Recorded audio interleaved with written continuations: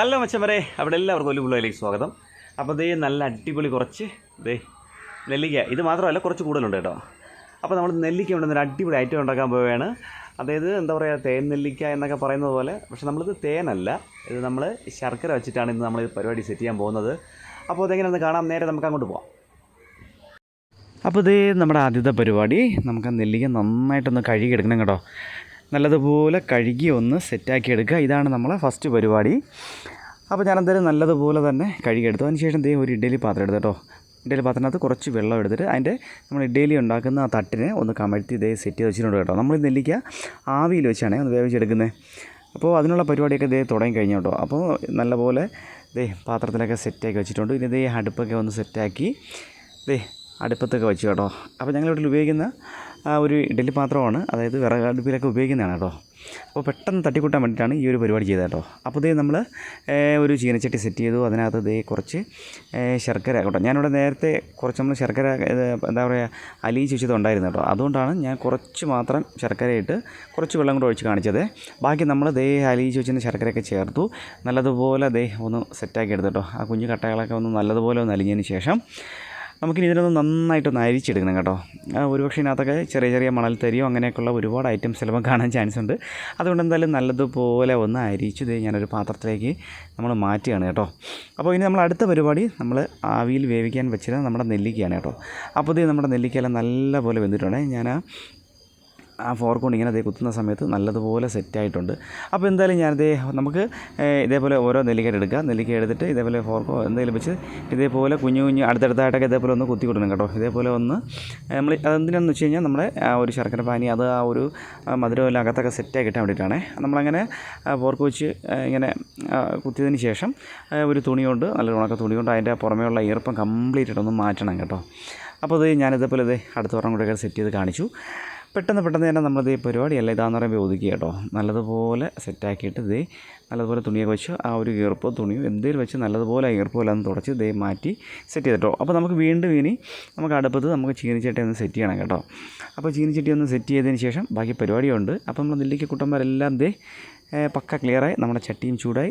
പിന്നെ നമ്മൾ നേരത്തെ മെൽറ്റ് ചെയ്ത് വെച്ചിരിക്കുന്ന നമ്മുടെ ശർക്കര പാനി അതിലേക്ക് ഒഴിച്ചിട്ടുണ്ട്. ഇനി ഇതിനൊന്ന് നല്ലപോലെ ഒന്ന് തിളപ്പിക്കുക. അതായത് ഒന്ന് തിളപ്പിച്ചതിന് ശേഷം നമുക്കതിലേക്ക് നമ്മുടെ നെല്ലിക്ക കുട്ടന്മാരെ ചേർത്ത് കൊടുക്കണം കേട്ടോ. അപ്പോൾ എന്തായാലും നമ്മുടെ ശർക്കര പാനി നല്ലതുപോലെ തിളച്ച് തുടങ്ങി. അപ്പോൾ ഇത് ഒരു എന്താ പറയുക, നമുക്കിതെങ്ങനെ വേണമെങ്കിലും അത് ഓരോരുത്തരുടെ ഇഷ്ടത്തിന് നമുക്കിത് സെറ്റാക്കി എടുക്കാം കേട്ടോ. വേണമെങ്കിൽ കുറച്ചുകൂടെ നെല്ലിക്ക വേവിക്കാം, അല്ലെങ്കിൽ നമ്മുടെ ഈ ശർക്കര പാനിയുണ്ടോ കുറച്ച് കൂടുതലെടുക്കാം. അപ്പോൾ ഞാനിവിടെ അധികം കൂടുതലൊന്നും എടുത്തിട്ടില്ല കേട്ടോ. നമ്മളതായത് ഒരു കുപ്പിക്കകത്താക്കി വയ്ക്കുമ്പോൾ ഏകദേശം കുപ്പിയുടെ ഒരു പകുതിക്കകത്ത് നിൽക്കത്തക്ക രീതിയിലാണ് ഞാനിത് എടുത്തിട്ടുള്ളത് കേട്ടോ. അപ്പോൾ എന്തായാലും നമ്മൾ ഐറ്റം ശർക്കര പാനി നല്ലതുപോലെ തിളച്ചിട്ടുണ്ട് കേട്ടോ. അപ്പോൾ നമ്മൾ വെച്ചിരിക്കുന്ന നമ്മുടെ നെല്ലിക്ക നമ്മൾ അതിലേക്ക് ഒന്ന് സെറ്റാക്കി കൊടുക്കുകയാണ്. ഇനിയാണ് മച്ചാന്മാരെ നല്ലതുപോലെ ഇതൊന്ന് വെട്ടി തിളച്ച് നമ്മളെ ശർക്കര പാനി കുറച്ചുകൂടെ അതിൻ്റെ വെള്ളമെല്ലാം കുറഞ്ഞ് എന്താ പറയുക ഒരു നല്ലൊരു കട്ടി പരുവാകുന്നവരെ നമുക്കിതിങ്ങനെ ഇളക്കി സെറ്റാക്കി കൊടുക്കണം. അപ്പോൾ എന്തായാലും കുറച്ച് ചെറിയൊരു പണിയാണ്, പക്ഷേങ്കിൽ നല്ല ടേസ്റ്റാണ് കേട്ടോ. ഞാനിതിന് മുൻപൊരിക്കൽ ചെയ്തിട്ടുണ്ട്. ഇങ്ങനെ ഉണ്ടാക്കിയത് കൊണ്ടാണ് വീണ്ടും ഞാനിങ്ങനെ ഒരു വീഡിയോ ആയിട്ട് ചെയ്യുന്നത് കേട്ടോ. അപ്പോൾ നമുക്കിനി ഇതിൽ കറക്കണ്ട് ചേർത്ത് അങ്ങനെ ചെയ്യാം, കറക്കണ്ട് നെല്ലിക്കയും വെച്ച് അങ്ങനെ ചെയ്യാം, അതുപോലെ നമുക്ക് തേനും ചെയ്യാം. ഞാൻ എന്തായാലും ഈ 2 വീഡിയോ കൂടെ ഉടനെ ചെയ്യും കേട്ടോ. ആ 2 വീഡിയോ കൂടെ ഞാനിതേപോലെ എന്തായാലും ഞാൻ ചെയ്യും കേട്ടോ. എനിക്കിത് ഭയങ്കരമായിട്ട് ഇഷ്ടപ്പെട്ടു. പിന്നെ നമ്മളിങ്ങനെ ചെയ്യുന്ന സമയത്ത് നെല്ലിക്ക അപ്പോഴ് കഴിച്ചാലോ അല്ലെങ്കിൽ 1-2 ദിവസം കഴിച്ചാലും നമുക്ക് വലിയ വ്യത്യാസമൊന്നും അറിയത്തില്ല. പക്ഷേ അതേസമയം ഏകദേശം 1 മാസമോ അല്ലെങ്കിൽ അങ്ങനെ എത്ര ദിവസം കൂടുമോ അത്രയും നല്ല സെറ്റായിരിക്കും. അങ്ങനെ നമ്മുടെ ഐറ്റം റെഡി ആയിട്ടുണ്ട് കേട്ടോ. അപ്പോൾ മച്ചാന്മാരെ അടിപൊളിയാണ്. വീട്ടിലെന്തായാലും നിങ്ങൾ തീർച്ചയായിട്ടും ചെയ്ത് നോക്കുക. അപ്പോൾ ഞാനെന്തായാലും ശർക്കര പാനി ഈ ഒരു പരുവത്തിന് ഇത്രയും സെറ്റാക്കി എടുത്തിട്ടുണ്ട്.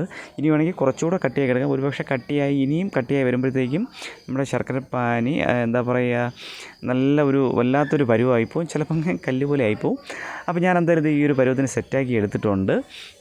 അടിപൊളിയായിട്ടോ. നല്ലതുപോലെ ഇനി നമുക്കൊന്ന് തണുക്കാൻ വയ്ക്കണം.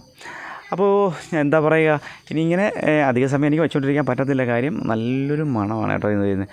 അപ്പോൾ അതൊക്കെ ആയപ്പോഴത്തേക്കും ഞാനങ്ങനെ ഒരു പരുവത്തിൽ നിൽക്കുകയാണ്. എന്തായാലും നമ്മൾ ഈ ഐറ്റം അടുപ്പത്തൊന്ന് ഇറക്കി വയ്ക്കാൻ പോവുകയാണ് കേട്ടോ. അപ്പോൾ ഇതാണ് നമ്മളെ പരുവം. മച്ചാന്മാരെ നിങ്ങൾ തീർച്ചയായിട്ടും ചെയ്യുകയാണെങ്കിൽ ഈ പരുവമൊക്കെ ഒന്ന് ശ്രദ്ധിക്കുക.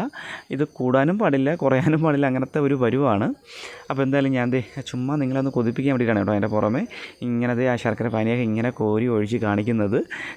അപ്പോൾ എന്തായാലും നിങ്ങൾ വീട്ടിൽ കുറച്ച് ശർക്കരയൊക്കെ ഉണ്ടെങ്കിൽ ഇപ്പം കുറച്ച് നെല്ലിക്കയൊക്കെ വെച്ച് ഇതേപോലെ ഒന്ന് ചെറുതായിട്ടൊന്ന് ചെയ്ത് നോക്കുക, തീർച്ചയായിട്ടും ചെയ്യണേ.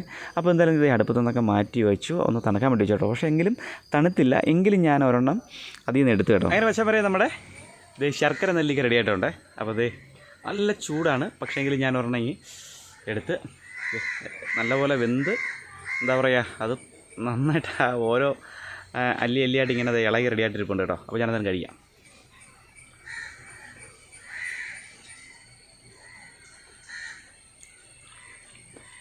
അതായത്